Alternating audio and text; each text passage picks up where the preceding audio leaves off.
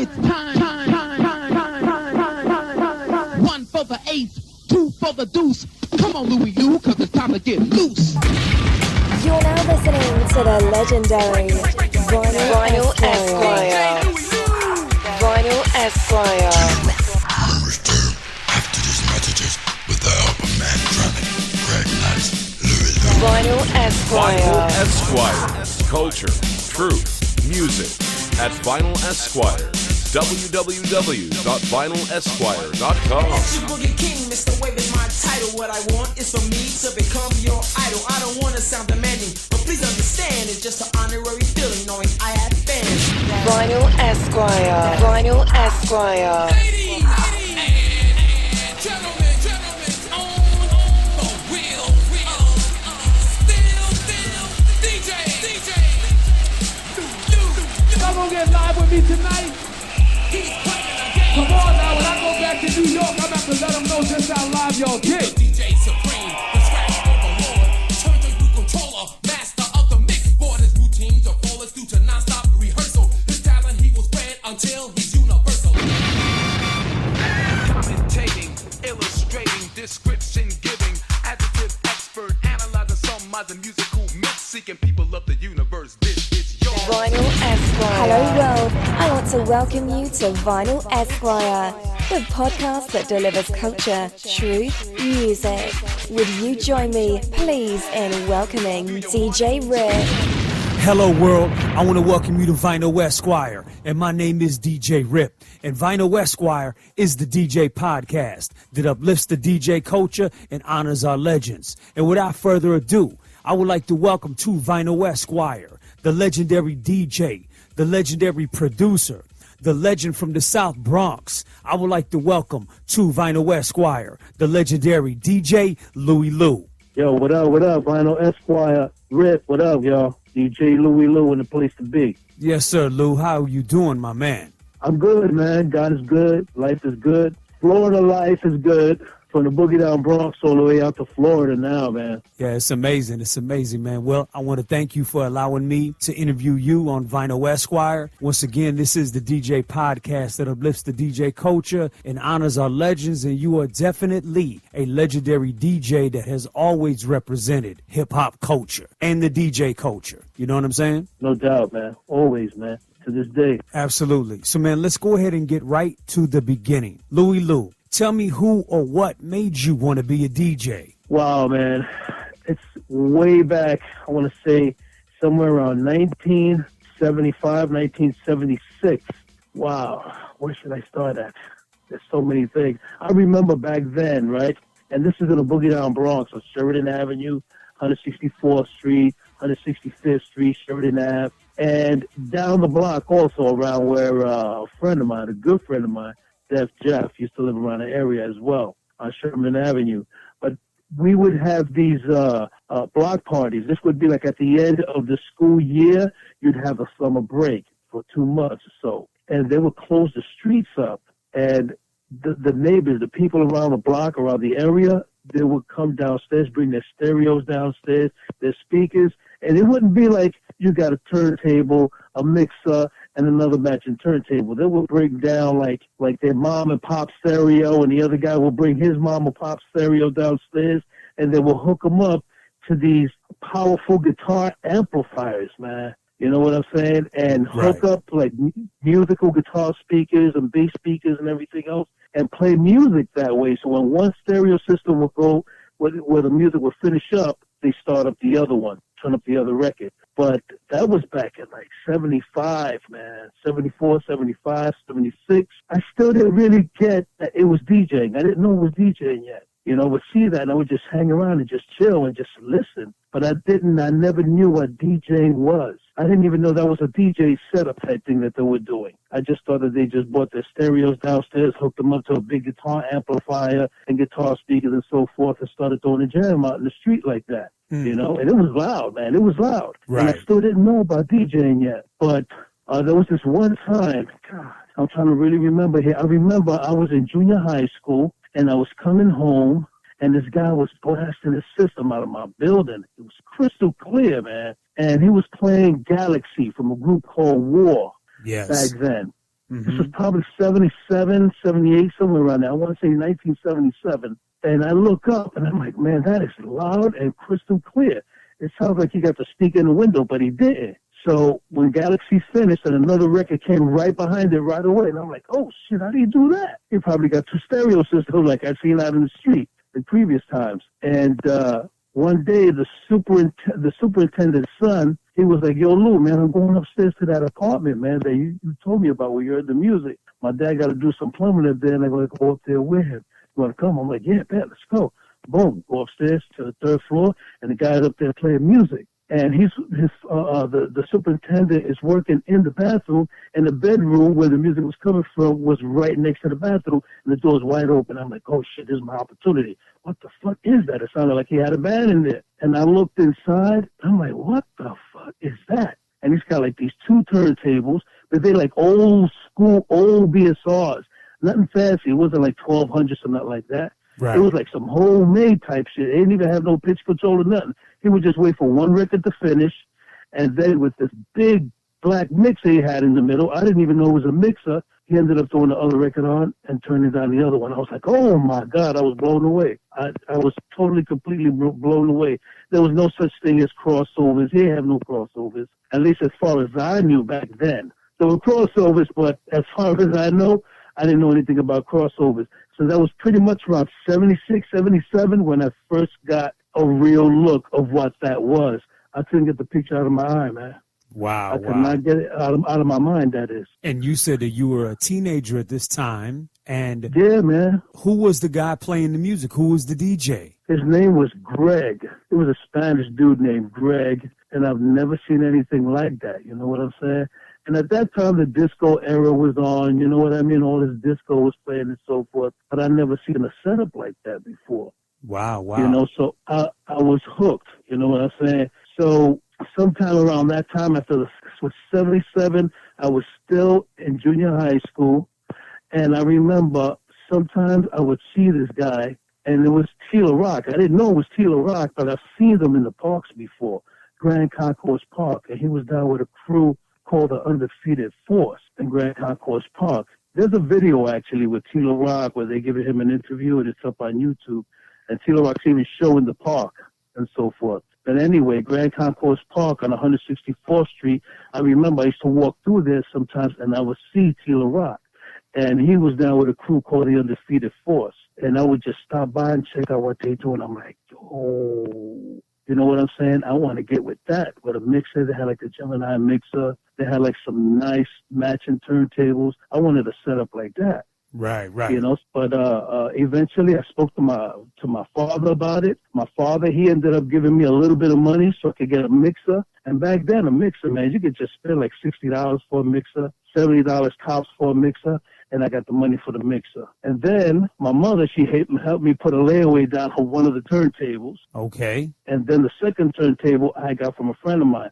They weren't matching turntables, so I didn't even know how to cut yet. I was just like doing blends and disco blends and so forth, you know what I'm saying? And then I run into this brother. His name is Mean Gene, DJ Mean Gene the second. DJ Mean Gene the second. And I met him at the park in our neighborhood where he was DJing outside. You know what I mean? And he knew a lot of people from back in the days. DJ Starsky, I don't know if you ever heard of Starsky. Yes, back of course. There, way back there, man. He knew Starsky. He knew people that was down with Africa Bambaataa way back in the days. But anyway, I met up with Gene, and we got, you know, really close and shit. You know what I'm saying? Friendly and everything. And shit. He was my boy. I was his boy. So Gene was like, me and Gene got along good. So Gene was like, yo, man, you know how to DJ? I was like, I'm just starting out, man, you know? And we was cool like that. He lived right up the block, around the block from me, up the street, around the block. So he invited me to his house. So I go over there with one of my boys, Eddie D. We go over to Mean Gene's house, and Mean Gene gives us a show. And he's cutting shit up with Dance to the Drummer's Beat and so forth. This had to be somewhere, I think probably almost the beginning or the end of 1977. Okay. And Gene, he was getting fly on the turntables, you know what I'm saying? And doing blends, and I'm like, yo. And you know that one spin back thing where you go,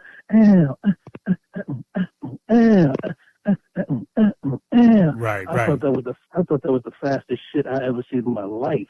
And Gene was doing that shit. And I was like, oh, shit. And he went and he taught me how to do it on his system. And he even offered them to me to borrow it. He was like, yo, you want to hold on to the turntables and a mixer? I was like, I just finished getting a mixer and 2 turntables, but the turntables are not the same. You know, he was like, yo, you could borrow my 2 turntables and just use your own mixers, Gemini. I was like, bet.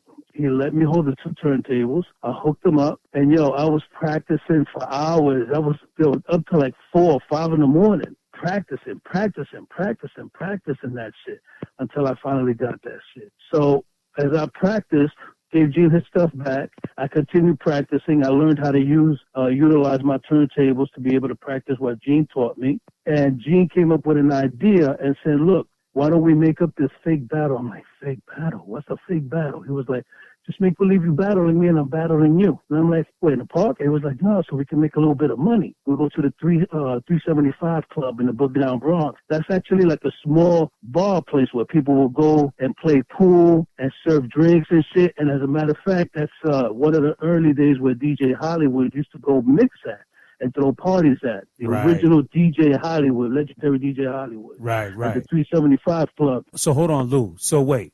Let's not jump over this too fast. Okay, so this is the late 70s. You said 77, 78. Now you're talking about Mean Gene, the legendary Mean Gene, who was a part of the L Brothers. I'm sorry, man. That's why I said this is Mean Gene the second. Okay, gotcha. Because there was another Mean Gene that came out back in the day. And he was DJ Mean Gene the second. Okay, gotcha. Mean Gene from the L Brothers. Got you. Okay. But, so who would you say were your early influences? Was it the guy, Gary, or was it Mean Gene the second? Who were your early influences to really make you, want to be a DJ? Oh, man, Mean Gene was one of them. DJ Mean Gene the second was one of them. Of course, man, Grandmaster Flash and Grand Wizard Theodore. And I never even really heard of Flash and Theodore until I got into my freshman year of high school, which was 78. Got you. Okay. And I never really heard of them until that time in high school, where I used to take breaks. And could you imagine, back in the days, you was able to take your box to the lunchroom and play your tapes. They would blast them in the lunchroom while everybody's on break. You can't do that shit today. Right. Back in the days, because I used to go to DeWitt Clinton High School in the Boogie Down, and on break time and lunchtime, I used to love taking my lunch break, and go to the lunchroom, and I would just sit there, man. And everybody else is like in a circle, and just listening to Grandmaster Flash, listening to Grand Wizard Theodore. But this was my freshman year at high school. But before that, the only person, man, that was in my mind was just DJ Mean Gene the second, from what he taught me. Got you. So what was your first? What was your first DJ name? It was always DJ Louie Lou, but now I call myself the original. Got you. And I call myself the original DJ Louie Lou because, oh man, everyone calls themselves like the real this or the original that, and and I started the original back in probably 2002. About 2002, 2001, that's when I started calling myself the original DJ Louie Lou. Gotcha. It's always been DJ Louie Lou. So how old were you, would you say, when you actually started being a DJ? I want to say maybe about 14, 15 years old. Got you. And this was the late 70s, right? Correct, the late 70s, and which is also where I met Tila Rock. Over at the 375 Club. And the thing is that when me and Mean Gene actually started the battle in there, and I've never been through anything like that. That's the first place I ever did anything. Right. Like that in front of people. And I had some records. I started building a little collection of some records that Mean Gene gave me. I was always buying records. Even before I was a DJ, always buying records, 45s, everything. So while me and Mean Gene is doing our thing, and Mean Gene noticed like, oh, shit, like, yo, this nigga Lou's doing some shit. So he came over on my side, and he's looking at what I'm doing. He's like, oh, shit. And it actually ended up turning into a real battle. And the place was starting to get packed. So who do I see coming through the door after a while? I see the Undefeated Force coming through there. DJ Bombay, MC Tila Rock, and the rest of his crew was coming in. And they're looking at me, checking me out, doing what I'm doing on my turntables. And I'm tearing shit up. And then Tila Rock comes down, like on my right side, like he would bend down on a hunch thing. And he's like, yo, you know who I am? And I looked at him. I'm like, yeah, I know who you are. You know, and he was like, yo, I'm going to go to my house right quick. I'm coming back with some records. He came back with a trunk, no lie, a trunk full of beats.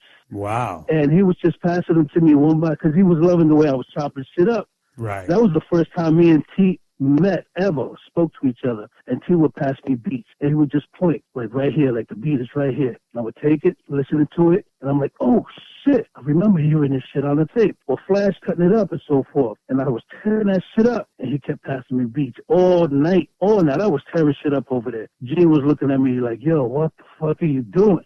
Right. But from there on, me and Tila Rock, we ended up being really good friends, man. And we still talk to each other to this day, man. We pretty much know each other all our life, man. You know what I'm saying? So we're in the late 70s at this point, right? You're now a DJ. You're doing events, right? Mean Gene the Second. And now you meet Tila Rock. Now, Tila Rock didn't have any records out yet at this point, right? No, not yet. Got you. So the legendary Tila Rock. All right, so talk to me a little bit about the whole, the late 70s for Louie Lou going into the early 80s. Talk to me about the Bronx, the scene, and you building that relationship with Tila Rock. Well, one day I was coming home from school, high school, my freshman year of high school, and this cat, his name is Jamil Flores, he runs up to me and he says, yo, Lou, I'm going to make up this crew and call it the Unstoppables, and you're going to be the DJ. And I'm like, all right, let's do it. And everyone in the Unstoppable crew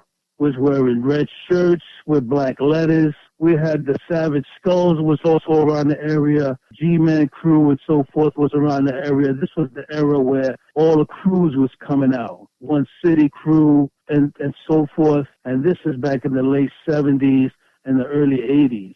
Okay. And there was crews all over town, everywhere. The Midnight crew, everywhere, man. The McDynasty crew. There was just so many crews that was coming out. That was the thing to do. That was actually like, this is at the time also when Zulu Nation also was formed already, even though Zulu Nation started years before.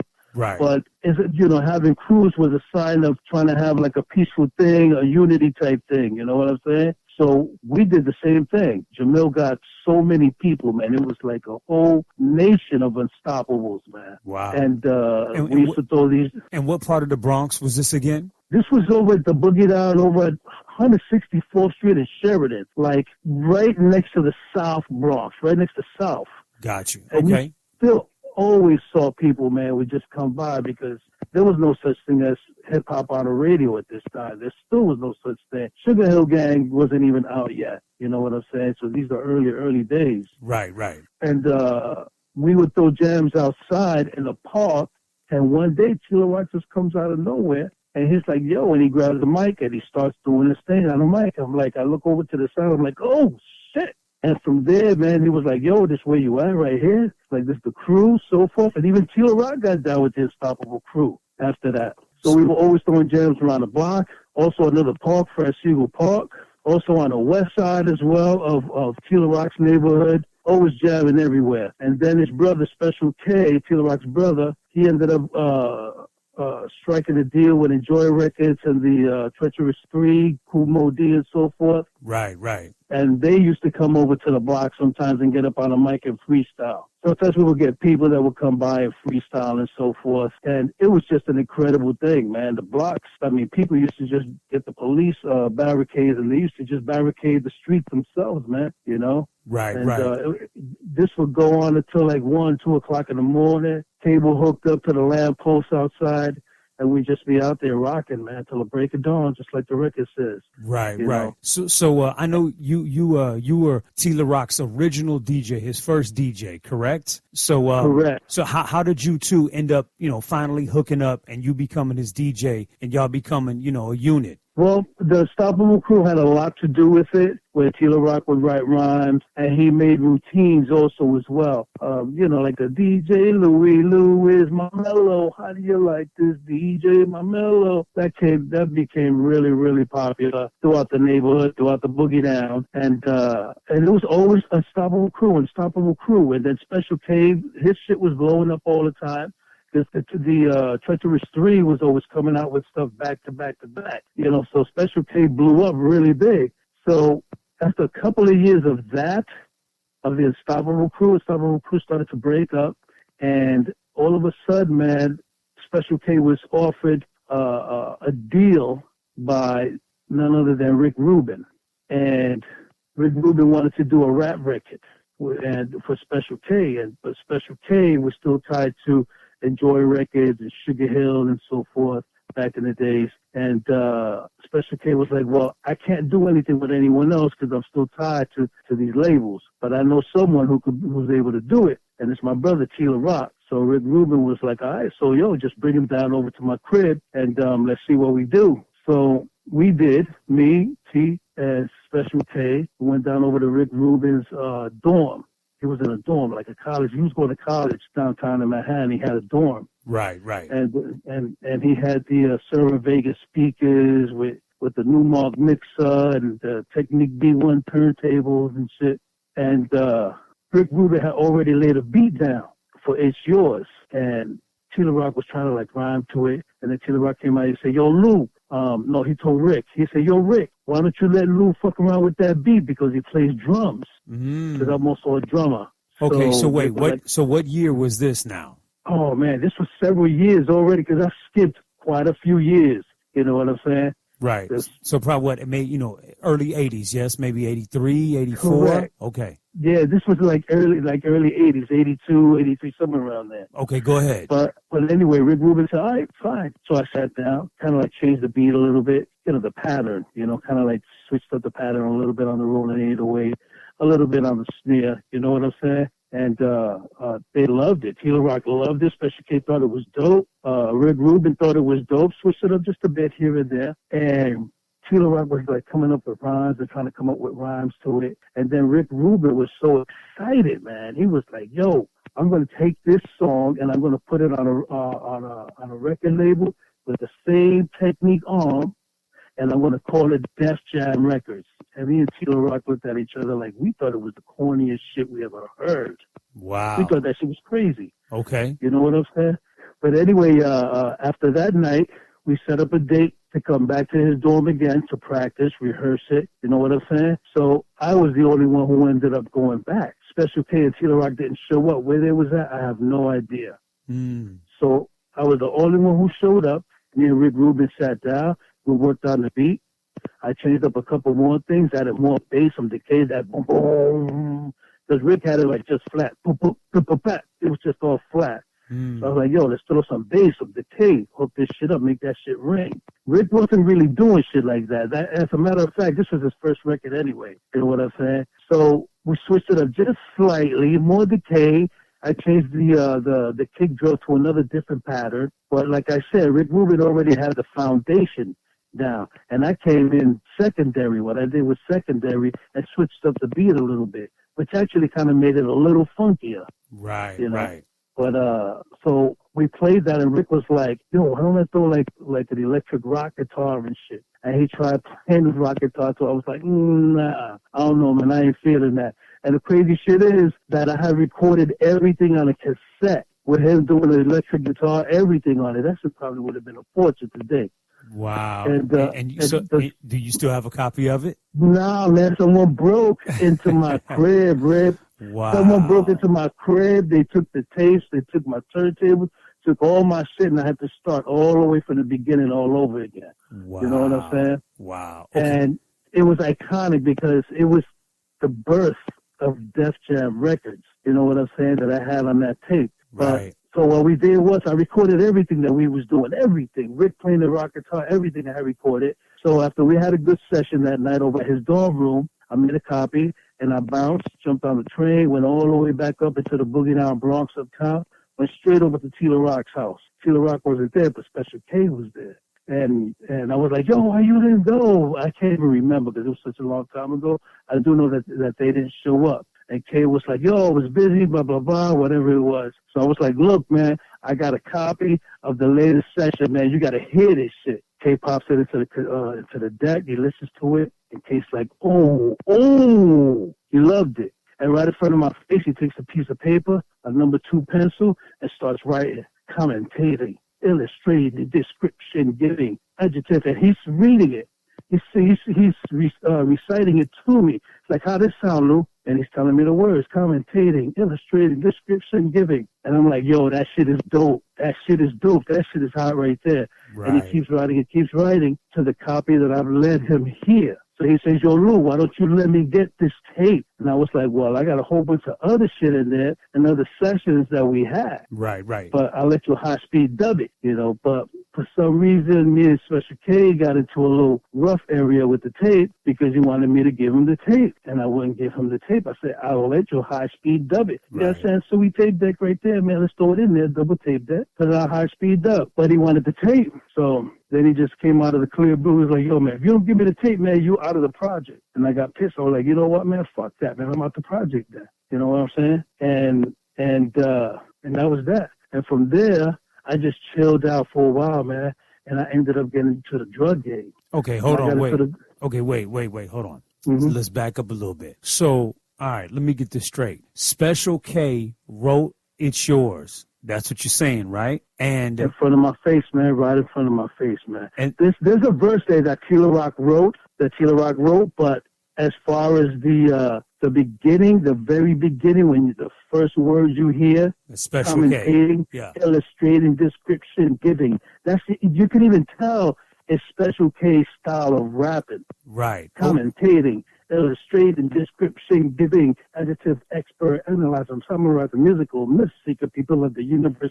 That's Special K right there. That's all him. Wow, that's incredible. Okay, so then now wait. So It's Yours, right? The actual track, you helped Rick Rubin basically finish the track. He already had the foundation, but you helped reorganize it. So you helped, so you, in a nutshell, helped produce It's Yours, but got no credit for it, right? Correct. And Special K and Tila Rock are witnesses to this too. They were there. So they were there. It was Tila Rock's idea. He came out and said, yo, Rick, let Lou fuck around with the drum machine because he plays drums. I still play drums to this day. Right. Okay, so It's Yours. This is the record that launched Def Jam. Basically, it came out on Party Time at Def Jam. And it's actually Tila Rock and Jazzy J, It's Yours. Talk to me. Correct. Talk to me about this. How did Jay get involved? Okay, so what happened here was that when the beat was playing, right, even though I still worked on the beat, and Rick Rubin came out and says, yo, let's get Jazzy J to cut on it. And T didn't like that shit. T got pissed off. He said, Jazzy J? Fuck am I get Jazzy J for, man? Louie's my DJ. That's my DJ, my original DJ right there. Well, I want to get another DJ. Right. But Rick Rubin always wanted to get Jay. And the thing is, man, that Jazzy J, man, he's a legendary DJ. You know what I'm saying? Right. Very popular. He has a lot of history, you know. Also helps sell records. You know, Rick didn't want to get like, who's this Louie Lou? I never heard no Louie Lou. You know, Rick is trying to sell records, you know. So I understand from a business point from Rick Rubin why he also wanted to get Jazzy J on there. Because Jazzy J has a reputation of who he is to this day. He's a legendary DJ. You know what I'm saying? Right. So Jazzy J did do the scratching on It's Yours. He did. He did. And this is because Special K pulled me out of the project. So I think it was such a messed up, reason why. But I couldn't do anything about it. It was his project. It was offered to Special K, and he put his brother down to do it. So I get out of the game, the DJ music game, for a few years, and I ended up selling drugs, doing cocaine. I was making a whole shitload of money in my hand. And me and my brother and a couple friends, we in the spot, and we getting geeked up. I don't know if you understand what that means. I do. But we getting geeked up to the max, man. Rocks, the beige, the drinking Heinekens, listening to Red Alert on 98.7 KISS Saturday night. And the record came on like around, I want to say probably like between 11 and midnight. And I got my beer in one hand and shit, I'm chilling, my cigarette in the other hand. And I hear a beat come on the radio, and I just froze, man. And my mouth is open, my eyes are wide open, looking at the radio. And my brother, he's like, yo, Lou, you all right? And I still don't say that. And he thinks I'm bugging out or having a stroking out and shit because we get high. And he gets up and he grabs me and he smacks me. I'm like, I'm good, bro. And I was like, yo, that's my record. And I point to the radio, and my brother's like, the fuck out of here. I'm like, that's my fucking record, man. I was writing that shit with Rick Rubin. And I'm hearing commentating. I'm like, oh, shit. Can't believe that shit is on 98.7 KISS. And what blew my mind was that shit was starting to get airplay all day long. Right. For months. I was like, oh, shit. I couldn't believe it, man. I was blown away. Okay, so blown away. Okay, so then from that point, right? So you said you started selling drugs and getting into drugs. Did you get away from working with T. La Rock, or what happened? And then why did T. La Rock not put an album out on Def Jam? It was like that record came out, and then did he leave? Like what happened at that point? Well, It's Yours was banging all summer long. It was starting to die down slightly. T. La Rock still hasn't recorded an album yet.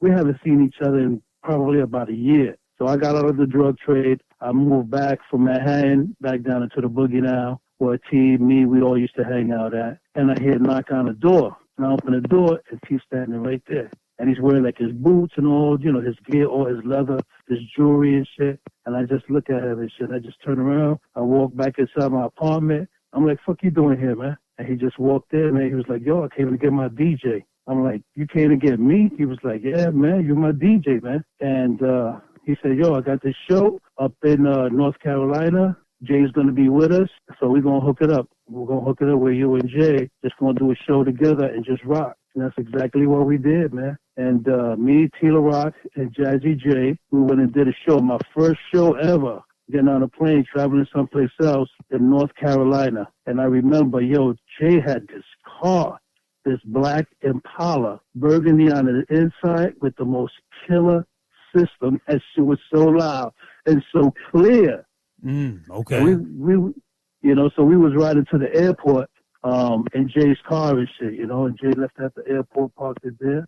And we flew out to North Carolina, man, and we did a killer show, man. Killer dilla show. You know what I'm saying? Like, I would throw on some beats, and people like freestyle with some of the beats and shit for a little bit. And Jay was on the other side, like, getting this shit ready with It's Yours, the hit record. And I would just, T would just freestyle. And I would just be cutting shit up. Like Davey D and Max. He used to love that record to death. And he would freestyle off of that and a couple of other beats I would throw on. Then after that, then it's T. La Rock and Jazzy J doing It's Yours. Tore that shit up, man. Everybody going crazy. And I would look and I would be like, damn, I can't believe I didn't get to come out on that record. Who knew? Nobody knew. You know what I'm saying? Right. But everybody, everybody saw show money. You know what I'm saying? They saw show money, and me, T, J, Rick Rubin ran with, oh my gosh, with Russell, and it was just crazy, man. And Jazzy J, man, he really hooked up Rick, man. He hooked Rick up. You know what I'm saying? In the very beginning. Right. And Rick just went and he just grabbed what he could and ran with it. It was crazy, Why T didn't come out with an album? That's between T. La Rock and Rick Rubin and Special K, you know what I'm saying? Got you. And from there, he just went right into LL Cool J, man. And I was like, oh, shit, man, Right. So when did you start producing? Oh, man, I started producing when T moved on, and he caught a deal with Will Sokoloff at Fresh Records. Yes. Talk to me about this. And T. La Rock I'm going back in time, man, in my head, you know what I'm saying? So T. La Rock told me that he had this dude, this Jewish guy, Will Sokoloff.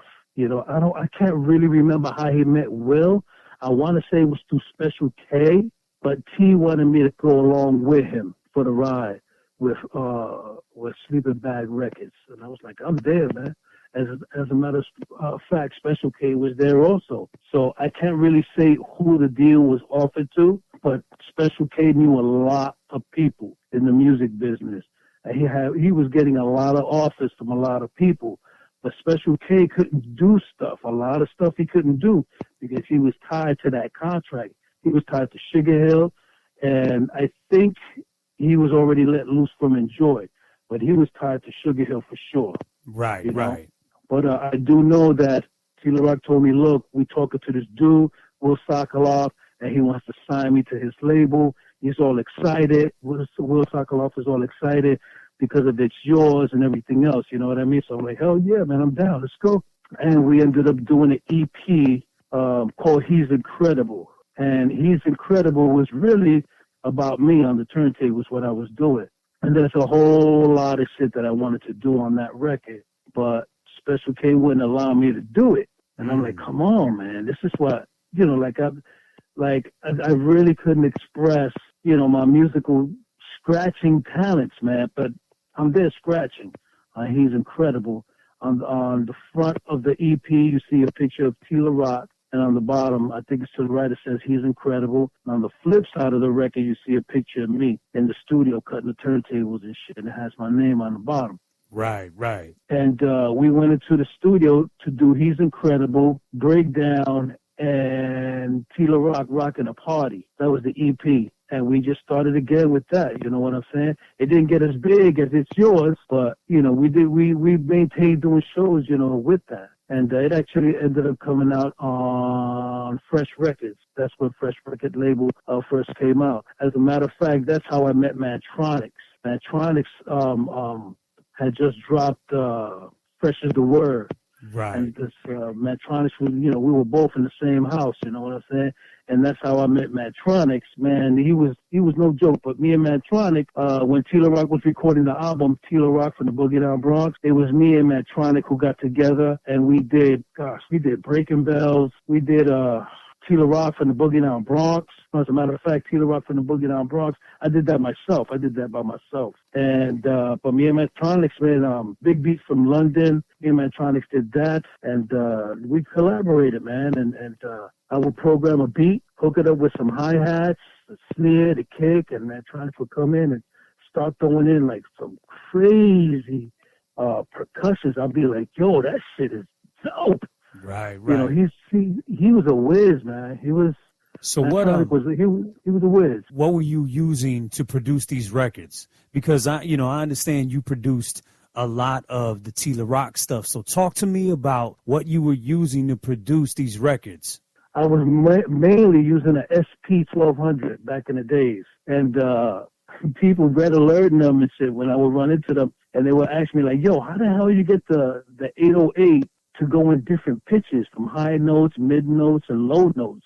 And that's when the SP-1200 first came out. A lot of people didn't know about it. You know what I'm saying? Because you could get that doom, doom, doom, doom, doom, doom, doom. You know what I'm saying? Right, right. So people would ask me, man, how the hell did you do that, man? And I'm like, yo, that's an SP-1200. SP-1200? What is that?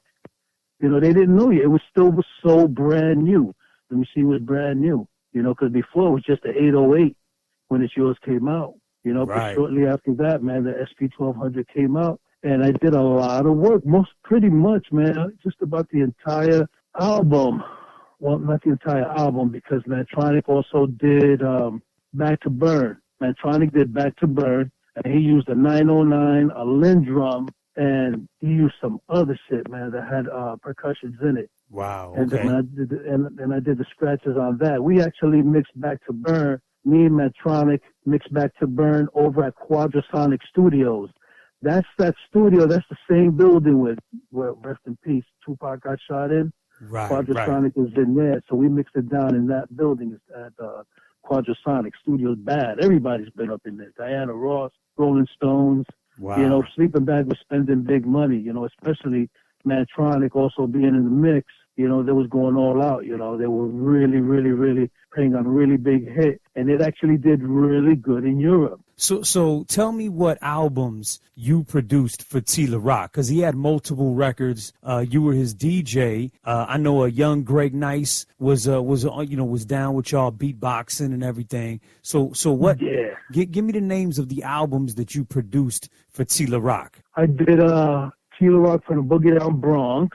That was actually that one, and pretty much we did remixes of what was on that one album. You know, it's what we did on it. So I only got to really produce one out. As a matter of fact, me and Tila Rock also did something for Mr. Wave, which came out on Macola Records. And that was just something that we wanted to experiment with.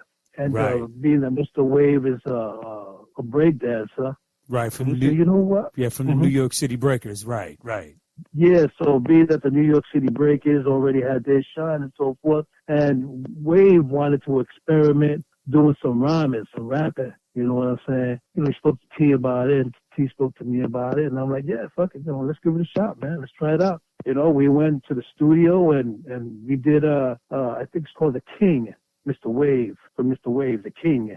Right, you produced that record, right? Yeah. Yeah. They even gave me my credits and so forth on it. Finally, some records, man, I never really get my credit on, man. Like, talk to me about what was it like producing with Mantronix. The thing is, Mantronix would, because he knew I played drums, so Mantronix would come on and be like, yo, Louie, why don't you play a beat on the keyboard? We just be in the studio, just play it straight up, just on a clear slate. Look, I sampled the kick right here on this key, and I sampled the snare right up over here. You got hi-hats over here. See if you just, play something, just follow a metronome. And I will play some beats off, just off the top of the head. And then Mantronix would just start grooving to it. And then he start pulling out some sounds and shit. And he starts adding to it. You know what I'm saying? And he starts building on that. You know what I'm saying? And sometimes I would come out with an idea and shit, like put some more bottom on it. We work together, me and Mantronix. You know what I'm saying? And Mantronix, man, would just he would pull sounds, man, and certain percussions that I wouldn't even think of using. And I play drums. I'm also a percussionist, but, Mantronix just takes a walk on a wild side, man, and just be like, fuck it. And he just does it. It's shit that I'd be like, damn, why didn't I think of that shit? Right. I mean, Mantronix was, the king of the beats. I mean, he was an incredible producer, still is, and DJ. And I had the honor to interview him as well. And I mean, that's just incredible, man. And you might be the only other producer DJ that can say that you produced records with Mantronix. You know what I mean? Yeah, man. And so with the label, with Fresh Records and Sleeping Bag Records, you worked with MCT, and Early Nice and Smooth, Tila Rock. I know EPMD was on the label. Who else on the label did EPMD, I remember hanging out at Sleeping Bag Records, Fresh Records, and I saw EPMD walking in with their demo in their hand. They came in and they sat down, man, chilling. Wait for Will Sockoff and them in the office to call them up so they could go inside and play their demo. I was there, man. I saw them walking in. Wow, that's incredible. Absolutely incredible. Who else did you work with or produce on that label? I can't say I really did anything else with anyone else. I do have a feeling that I programmed something. I left it in the drum machine and it ended up coming out on a record with Hanson and Davis, Hungry for Your Love. Just the beat. I'm just saying, just the beat. That's all I'm going to say. I programmed it. I left it in the drum machine and I just walked away and left it in the drum machine, and it actually ended up being Hungry for Your Love from Hanson and Davis. Then Okay. So I'm just going to leave that at that. That's another topic. It's another classic, right? Yep. And then after that, pretty much, man, I just chilled out for a while, man, and just played it low key. Continued going here, doing shows there. Travel with Dougie.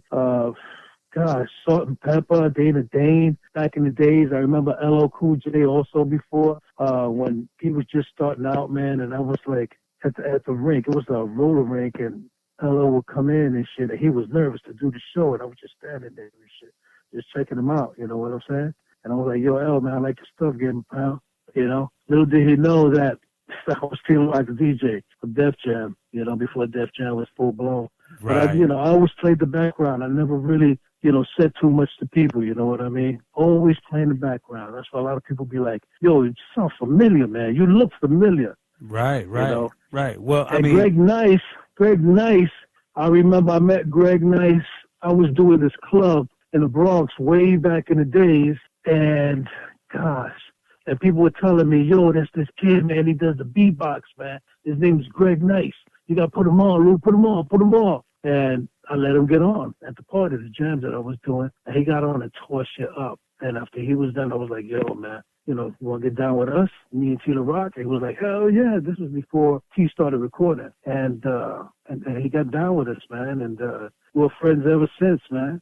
And Greg even says, I remember Greg, it was my manager. I had a manager by the name of Jose Del Rosario who actually financed Greg Nice and Smooth first project.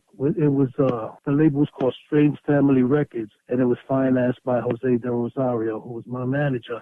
And I remember Greg Nice, he was play all of his demos. You know what I'm saying? And me, Greg, Smooth B, we was in my car. We would be smoking blunts, drinking private stock and shit, you know? Right. And I'd be like, yo, Greg, this shit is going to blow up, son. This shit is going to blow the fuck up. You're going to blow up, man. You're going to get famous, man. And, you know, I was supposed to do the scratches on that. Now, his record when they came out with Skill Trade, but I didn't show up until he ended up doing it. So that's before the Sleeping Bag Records deal for them. That was, let me see, that was before the Sleeping Bag thing. No, wait a minute. I'm trying to get it straight over here. Skill Trade. Gosh, I'm trying to remember. Skill Trade. This was after, yeah, because I remember we was doing tours, me, Tila Rock, and Greg, when the record came out, Tila Rock and the Boogie Down Bronx. And while we were doing tours and promoting the record, Tila Rock's album, Greg Nice was doing his project on the side with Smooth B. Got you. Okay, and then they eventually got the deal on the same label, Sleeping Bag or Fresh Records,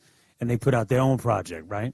No, actually, it came out on Strange Family Records. It came out of Strange Family, and I thought like, damn, that's crazy. Why didn't it come out on Fresh or Sleeping Bag Records? You know what I'm saying? Being that Greg already came out of Tila Rock's album, but Greg just wanted to do his own thing, you know, I guess. Okay. You know? And, you know, for some reason, it was Skill Trade. It's called Skill Trade. Skill Trade, we know what we're doing, and it came out of Strange Family Records. But later on, they came out with Funky for You and all of that. That was on Sleeping Bag and Fresh, right? I want to say Columbia, RAL, Columbia. Okay, got you. You know what I mean? Yeah, I just thought Nice and Smooth's first record came out on Sleeping Bag or Fresh Records, and then they got the deal with Def Jam. Oh no, their very first record was Skill Trade. I was supposed to come out on that. Gotcha. And it's on Strange Family Records. It's called Skill Trade. Yes. Strange Family Records. Dope. And that shit blew up. It blew up, and it was such an easy song for him to make. And all you got to do is just have that right sound, that right beat, you know, with a catch. Right. And Greg Nice hit it right on the head, man, with that song. And he just kept on coming out with joints. And nobody would believe that he would blow up off that shit. And he even said it himself. He was like, Lou, you're the only person who believed in the shit that I was doing, man. Wow. Nobody thought that this shit would happen. Wow. So Louie Lou, you clearly, you know what I mean, you were part of the original It's Yours, Tila Rock's original DJ, and all the stuff that came out on Sleeping Bag and Fresh Records with Tila Rock, working with Mantronix, MCT, Special K. I mean, you producing a record for Mr. Wade called The King. I mean, with Tila Rock. I mean, this is all incredible, and I'm sure there's just not a lot of people that know this. So talk to me about Elements of Style on Wild Pitch Records. Wow. Elements of Style. It's on Wild Pitch Records.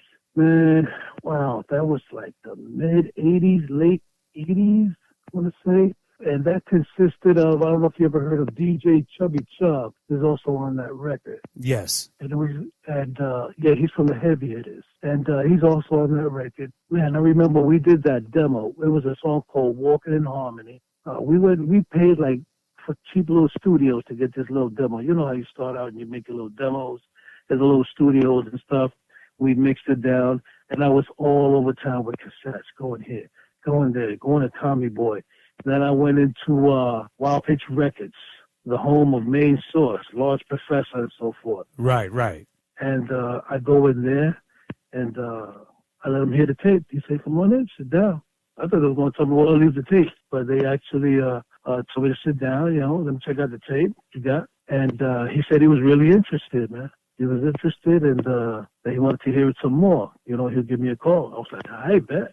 He actually eventually gave me a call and said he wants to record it. And it was actually on Wild Pitch Records, manufactured and distributed by EMI Records. And we did a little something with that. And it was a show somewhere, I want to say like Philadelphia, where we had a show. And that's when Leaders of the New School was hot back in the days. Okay. And I remember seeing them all the way down the hallway and shit, you know, like just hanging out in the hallway. And I saw Busta Rhymes. Busta Rhymes was mad skinny back in the days, but he first started out with Leaders of the New School. Right, so we was right. on the same ticket, and we did a showdown over there. You know what I'm saying? It was a little something. You know what I mean? We even recorded a video. The record label even paid for a video. I still got the master video. Wow. But I saw it once on BET back in the days. So Elements of Style was a group you were in, and you produced it, and did you DJ for the group, or what was your role in this group? My role in this group was just as a producer. And on the back of the record, the members of the group are there. We got 1,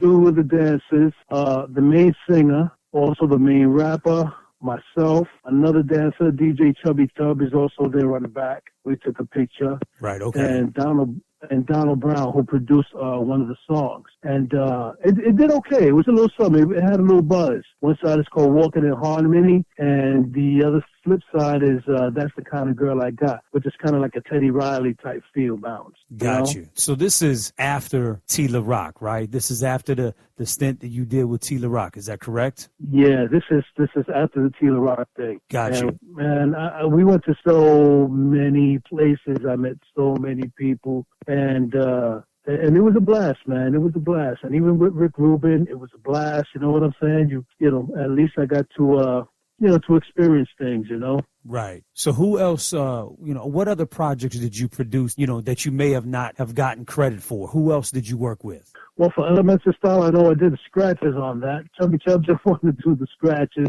I don't know why, but he said, no, Louie, you go ahead and do the scratches. So I said, all right. So I did the scratches myself, but it was supposed to be Chubby Chub. Mr. Wave, it was supposed to be Wave's DJ. He didn't want to do the scratches. He said, Lou, you do them, so I did the scratches.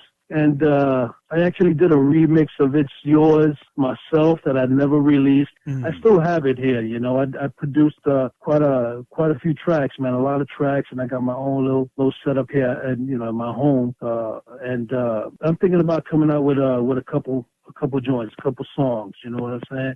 And I like to see, I have 2 people in mind who I'd love to see them on it, man. And it would be, I don't know if I should say names, man, but I would love for these 2, a female and a male, and I would love to see them on this track that I got. And I actually produced it with them in mind, Ashanti and Fat Joe. And okay, it's something that I've always dreamed of trying to get them to do, and I will bring the song over to them and see if they're willing to do it, see if they like it. You know what I mean? And wow. I'm also in the works of a book as well. I'm writing my book, and should be coming out sometime next year, man. I've been working on it for a long time. It's got all the details, everything I told you, and then some. Right. And, Yeah. I know you've left out some things, but that's okay because we can wait for the book. So would you say that that's one of the most current projects that you're working on? Is the book? Yes, big time. Big time. Can you tell us the name of the book? Oh man. Okay, if you can't, I understand. I'm just asking. Oh, all right. Let's say it has something to do with deaf. DEF. Gotcha. Not Def Jam. Not Def Jam, but it has something to do with deaf. It gets really very in depth of what happened, at that time, because there's a lot of people who are like, what? Right. What's supposed to be on that? There's questions out there, you know what I mean? Right. And people want to know, So what kept Louie Lou busy for all these years? We talked a lot about the late 70s and we talked about the 80s. So what kept Louie Lou busy all these years? Well, in the mid-90s, I moved out of New York City and went out to Rhode Island. I moved out to Rhode Island and I started making CDs, mixed CDs, hip-hop CDs, old school hip-hop CDs, hip-hop R&B reggaeton, and started mixing in the clubs out there in Rhode Island, Massachusetts, Leominster, Mass. I stood busy doing that, man, just playing the club scene, just cutting it up. I even opened up for Chubby Chub a couple of times at a couple clubs out there. I was busy with that, man, all through the 90s into 2000.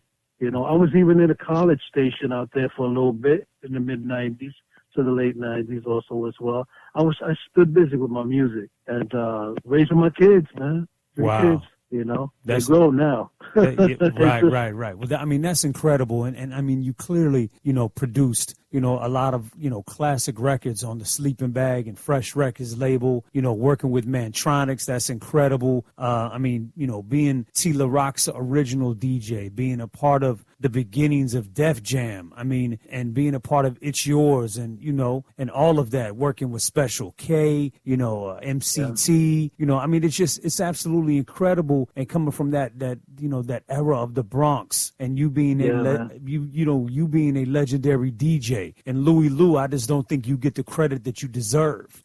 You know what I mean? Yeah, man. That's what happens when you play the background. You know what I'm saying? So Lou, what would you say your impact on the DJ culture and hip hop culture was? Playing funky beats, man. Just playing in the streets, playing in the shows. And when you play in the shows, man, you're up on stage, and you know people always look at you like something bigger than life, man. And, you know, you always leave an impact on someone, you know, when you perform up on stage, man, and people hear you DJing and rapping, you know, that leaves something with them, and they want to be that. And that's what helped build this culture, man. I was part of helping instill that into people, man. Like, oh, yo, that's funky. Yo, I love that. Yo, you see how Louie did that? Right, You know what I'm saying? You know, from the Boogie Down Bronx, man, all the way out to England, man, to the UK, worldwide, you know.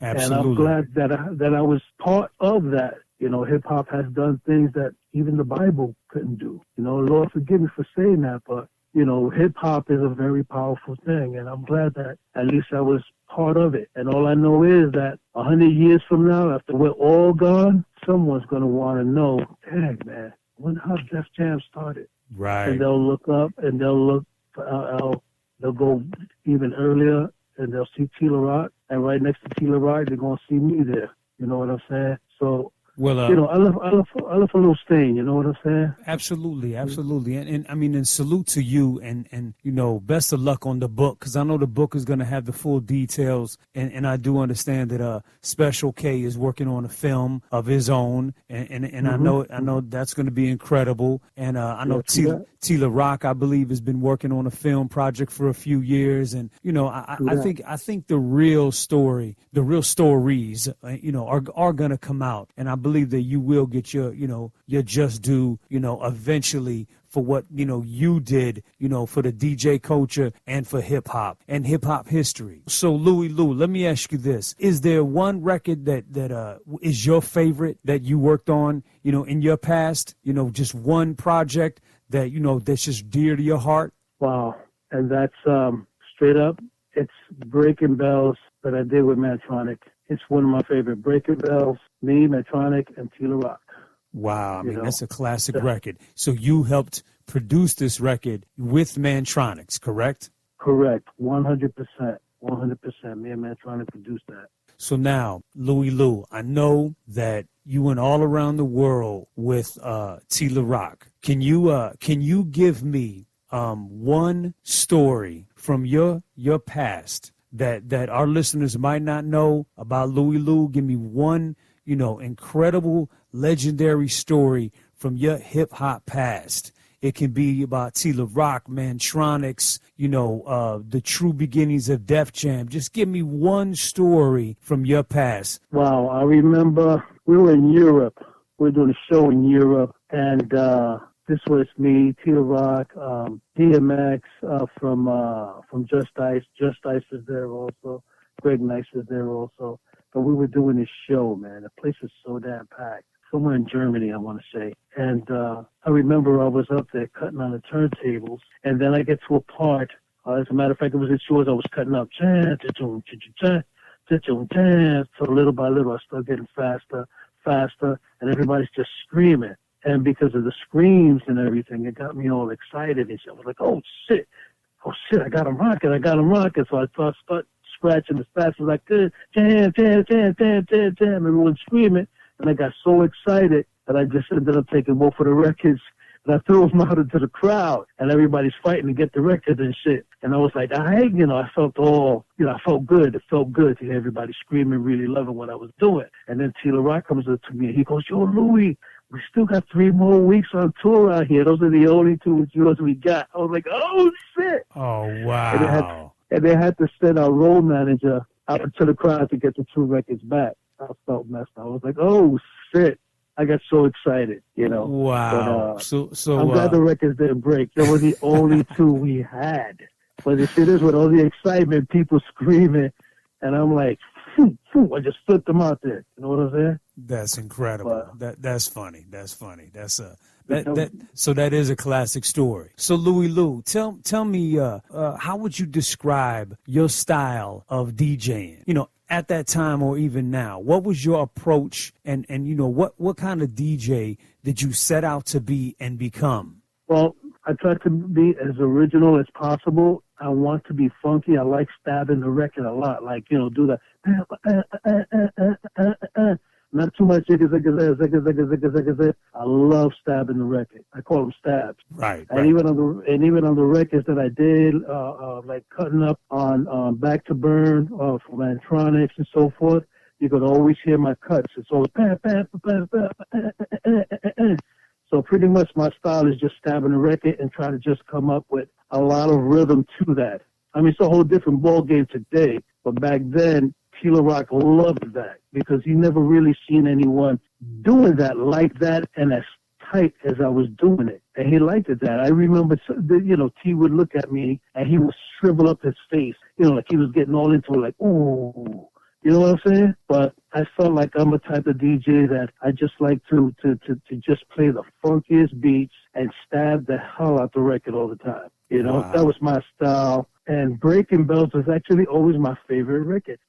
So I love also cutting up the snares. A little bit of shaking, not too much. Right. But it was always just stabbing.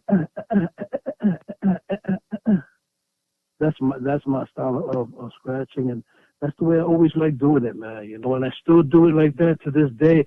Now I scratch a little more, it's more transforming now, and because things have changed, and DJs now, has taken it to another level, man.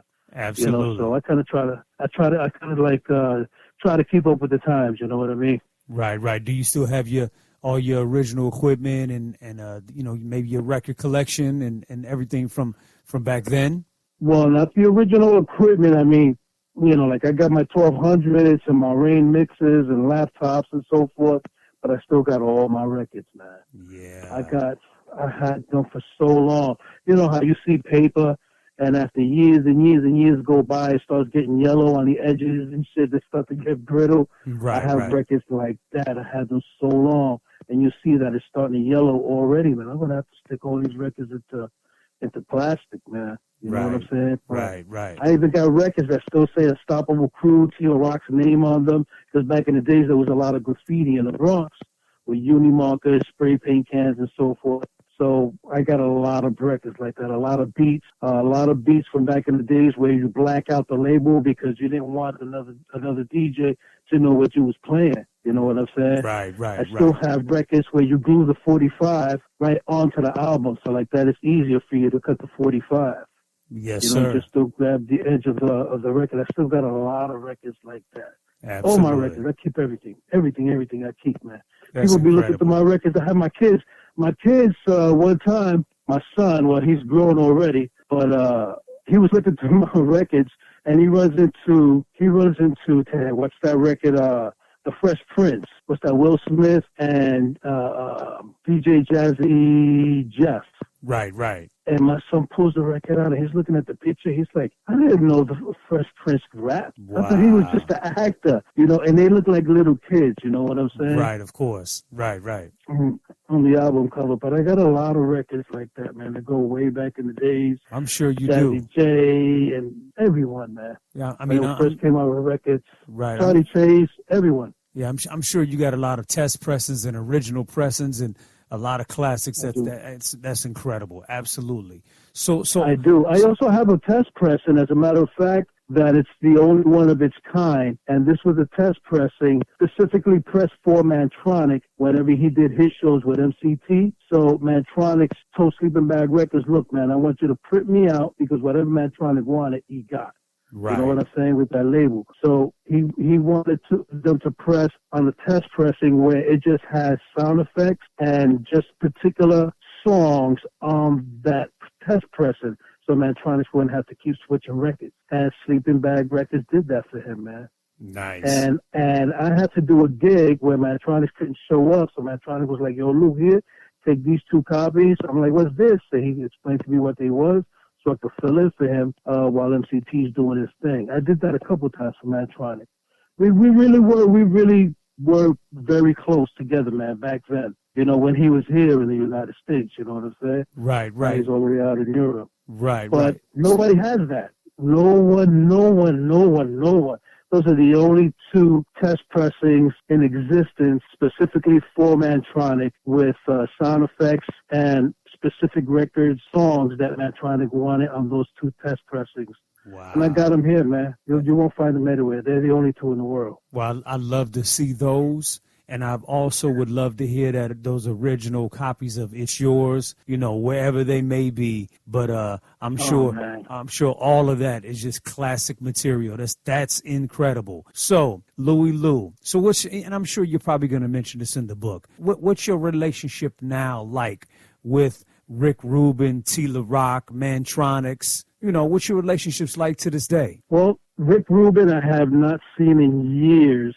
I mean, the last time I seen Rick Rubin in person was at the Roxy Disco in New York City. And It's Yours was already out, and I'm standing there in the club, and I saw Rick Rubin, and I had a really serious face. And Rick Rubin had his hands in his pocket, and, you know, he looked at me, and then he looked down, and he just slowly walked away. And I was like,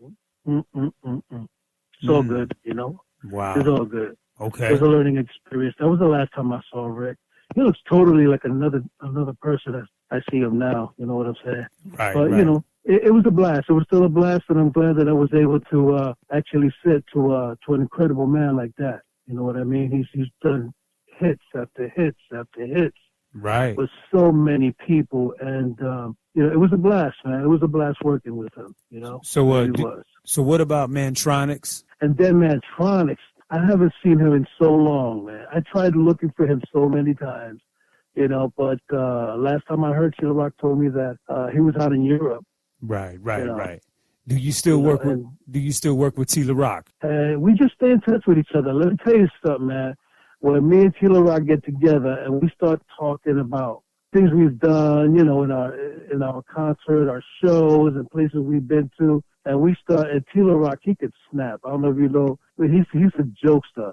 Oh, okay. And we be crying. We just laugh and cry, man. You know. Nice. When we get together and we start talking, and it's a trip, and to know that we actually know each other pretty much, man, like our whole entire life, man. Wow. You know? Yeah, that's... I was 13, 14 years old, I've known Tila Rock. Okay, Louie Lou. Now, I want to salute another legend. You mentioned him before, so I want to salute Def Jeff. Ooh, Def Jeff. We go back like spinal cords, man. Me and Def Jeff, gosh, Jeff was probably around 11 years old, man. You know, I take Jeff a few years, but he was about 11 years old. And at the time, I was teaching or giving a few pointers to his DJ Eric Vaughn, man. He was a good friend of mine, man. My brother, same as Jeff. Jeff, my brother for life, man.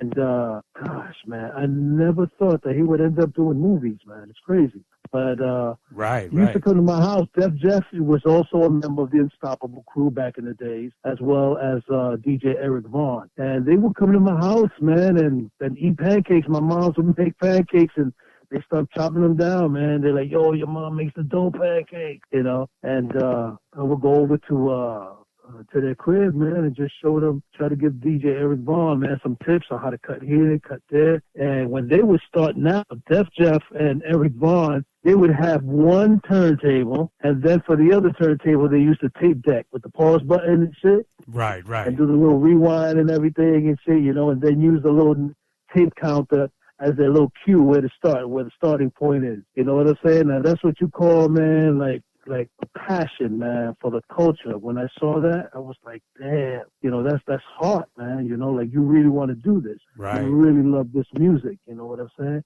With the hip hop. Absolutely. But and Def Jeff is another legend. You know what I mean? Incredible MC, correct. incredible producer. He's a legend, and salute to Jeff for hooking me and you up. You know what I mean? Big time salute, man. Big time salute, man, for my man Def Jeff. And he blew my mind, man. When I saw him in Deep Cover, I was like, oh shit, that's Jeff. I used to even be telling my wife, yo, honey, me and Jeff, and we know each other, man, and DJ Eric Vaughn and so forth. You know what I'm saying? Right, and my wife would just look at me and she smiled because my wife, she never met them. She didn't live around that neighborhood around that time.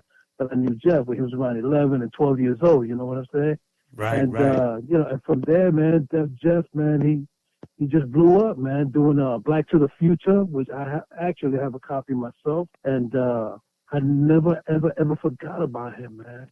And right. the years went by, man. I'm watching him on BET doing this thing, Patti LaBelle, man. I felt so good, so proud. I also know some of his family members. That's how way back we go, man. You know what I'm saying? Absolutely. And Absolutely. I just never forgot about him, man. I always thought about him. Then one day I'm like, man, wonder what's up with Jeff. And I go and I look for him, and I couldn't find him nowhere on Instagram. So I go into Google, and something comes up on Google, but I'm not sure if it's him. But, I went for it anyway, and it turned out to be him, man. Thank God. It's my brother for life, man. I love him, man. Wow. Yeah, I mean, that's incredible. And Louie Lou, you produced and cut on and made a lot of dope classic albums. So I just want to salute to you. You are a legendary DJ, legendary producer, and you have created a lot of hip hop history. You know what I mean? And hopefully you'll get your acknowledgement, and we'll just keep moving and we'll keep repping the DJ culture and the hip hop culture and keep pushing Louie Lou forward. You know what I mean? When this book comes out, Rip, people go start ringing my phone. I just hope it's not lawyers. Right. There's a lot of names in there, man. Well, good luck to you and much, much success on your book. You know what I mean? Because clearly that's the next thing for Louie Lou, right? Is the book, right? Yes, indeed, it is coming soon. Very, very, very soon. So Louie Lou, tell me how our listeners can continue to follow you.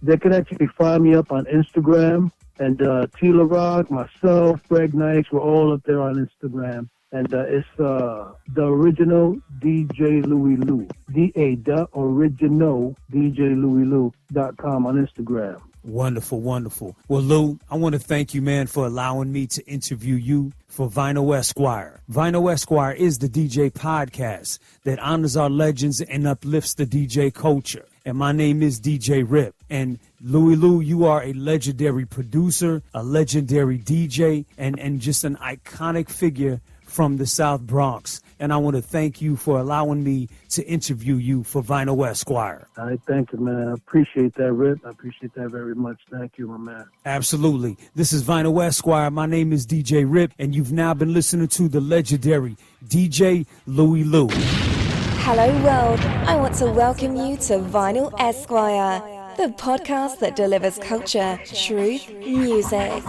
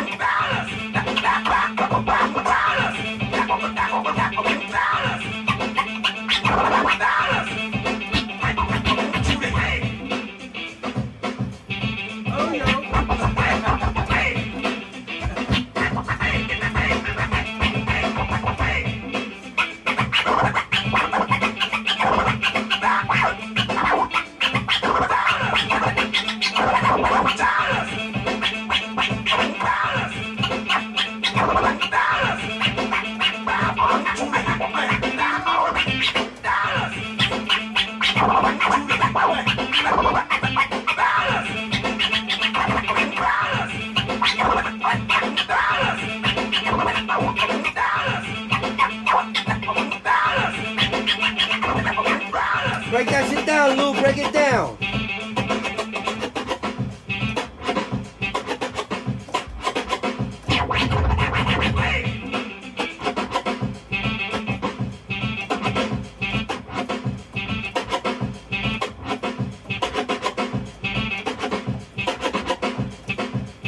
DJ Louie, baby. That's what it's all about. Original, baby. You feel me? Can't get no better than this. This is how we do up here in the Boogie Down Bronx.